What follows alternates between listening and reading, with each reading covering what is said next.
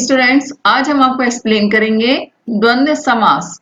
हमने आपको पहले ही समास की परिभाषा, समास के प्रकार, उनके उदाहरण, उनकी परिभाषाएं हमने आपको पूरी समझाई है। आज हम आपको द्वंद्व समास समझाएंगे। और द्वंद्व समास जो होता है, इसकी परिभाषा इस तरह से कर सकते हैं। चार्थे द्वंद्वः द्वंद्व समास में परस्पर आकांक्षा युक्त दो पदों के बीच में च आता है। च अव्यय इसमें अवश्य आता है, इसलिए द्वंद्व समास जो है उभय पदार्थ प्रधान होता है।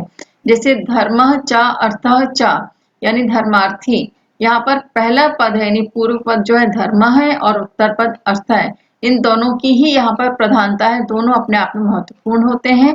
और द्वंद्व समास में दोनों पद को अलग करने पर दोनों ही मीनिंगफुल यानी अर्थपूर्ण होते हैं। दोनों का अपना महत्व समाप्त नहीं होता है। तो द्वंद्व समास की विशेषता होती है। और द्वंद्व समास में पूरा पद जो है द्विवचन में ही होता है। इस बात का विशेष ध्यान रखेंगे स्टूडेंट्स। हमने आपको समास पहचानने के लिए किस समास को कैसे पहचानेंगे, हमने आपको अपने पूरे वीडियो में बताया हुआ है। इस बात पे आप ध्यान रखेंगे तो आपको समास बहुत जल्दी समझ में आएगा और आसान रूप से आप समझ करके उसे हमेशा अपने मस्तिष्क में रख सकते हैं। जैसे विग्रह करेंगे, यहाँ पर समास विग्रह करेंगे तो हरिश्च हरश्च। तो यहाँ पर जब समासिक रूप से लिखेंगे तो हरि हरौ, यानी यहाँ पर च शब्द हट जाएगा। जब सामासिक रूप में हम इसको लिखेंगे समस्त पद को तो च शब्द हट जाएगा। तो दोनों का ही अर्थ यहाँ पर अपने आप में महत्वपूर्ण है, हरि और हर। अब दूसरा उदाहरण अगर हम देखें तो ईशश्च कृष्णश्च। तो यहाँ पर ईश कृष्णौ।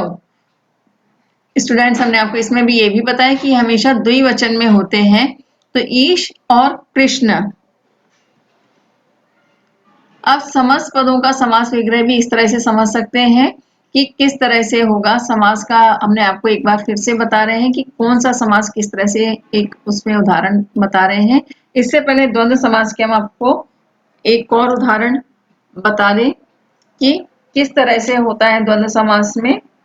राम लक्ष्मणौ, तो इसका जब समास विग्रह करेंगे तो रामश्च लक्ष्मणश्च च होगा। अब माता च पिता च, तो माता और पिता दोनों को ही अगर हम देखें अलग करते हैं तो माता का भी अपना महत्वपूर्ण स्थान होता है, पिता का भी। तो दोनों अर्थपूर्ण होते हैं, अर्थविहीन नहीं होंगे। तो इनका च हटाने पर इस तरह से लिखेंगे पितरौ। तो संस्कृत में पितरौ का अर्थ होता है माता च पिता च। फिर उसके बाद हेमंतश्च शिशिरश्च वसंतश्च। तो इसको इस तरह से लिखेंगे हेमंत शिशिर वसंतः, यानी हेमंत शिशिर और वसंत तीनों ऋतुओं के लिए यहाँ पर च लगाकर लिखा गया है द्वंद्व समास में। और च हटा देने के बाद इस तरह से लिखेंगे हेमंत शिशिर वसंतः। फिर उसके बाद रामश्च लक्ष्मणश्च भरतश्च शत्रुघ्नश्च। तो यहाँ राम लक्ष्मण भरत शत्रुघ्न। तो यहाँ चारों भाइयों के नाम लिखे हैं और चारों भाइयों के नाम में से च हटा करके लास्ट में राम लक्ष्मण भरत शत्रुघ्न। इस तरह से करने पर ये आपको द्वंद्व समास में स्पष्ट दिखाई देगा। और इसमें अगर हम चारों को अलग कर दें तो चारों का राम लक्ष्मण भरत शत्रुघ्न अपने आप में महत्वपूर्ण है, अपने आप में अर्थपूर्ण है, किसी की भी प्रधानता कम नहीं होती है। तो इस बात का इसमें ध्यान रखना है।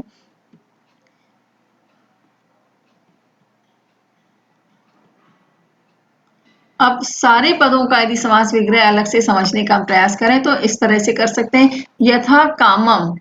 अब इस यथा कामम जो है सामासिक पद लिखा हुआ है और संस्कृत में इसका समास विग्रह करेंगे तो इस तरह से आएगा कामम अनतिक्रम्य इति, यानी काम के अनुसार। तो यहाँ पर अव्ययी भाव समास है। अव्ययी भाव समास में प्रथम पद अव्यय होता है और प्रधान होता है। तो यहाँ पर अव्यय जो है यथा है, तो यहाँ अव्ययी भाव समास होगा।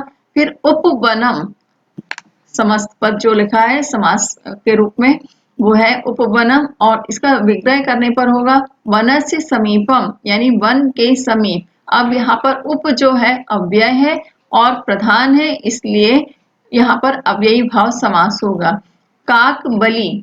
अब काकेभ्य बलिहि, तो यहाँ पर इस तरह से समास का जो विग्रह करेंगे तो काकेभ्य बलि आएगा। तो यानी हिंदी में अगर समझने का प्रयास करें तो कौओं के लिए बलि। तो यहाँ पर चतुर्थी तत्पुरुष समास हो गया, यहाँ केभ्य लग गया तो चतुर्थी विभक्ति लग जाएगी और चतुर्थी विभक्ति के साथ ही यहाँ पर चतुर्थी तत्पुरुष समास हो गया। अब विद्यालय, विद्यायाः आलयः, तो यहाँ विद्या का आलय यानी विद्या का घर, तो यहाँ प्रथम पद जो है विद्या है, दूसरा पद जो है आलय है, और यहाँ पर विद्यायाः यह षष्ठी विभक्ति आ रही है, तो षष्ठी विभक्ति के साथ ही यहाँ पर षष्ठी तत्पुरुष समास माना जाएगा। स्टूडेंट्स, आपको ये वीडियो कैसे लगे कमेंट बॉक्स में जाकर अवश्य बताइए, और आप किस तरह के और वीडियो चाहते हैं और आपकी क्या समस्या है, क्या समझना चाहते हैं, और किस पर्टिकुलर ग्रामर का या किस चैप्टर का वीडियो आपको चाहिए है, आप कमेंट बॉक्स में जाकर के अवश्य कमेंट करिए।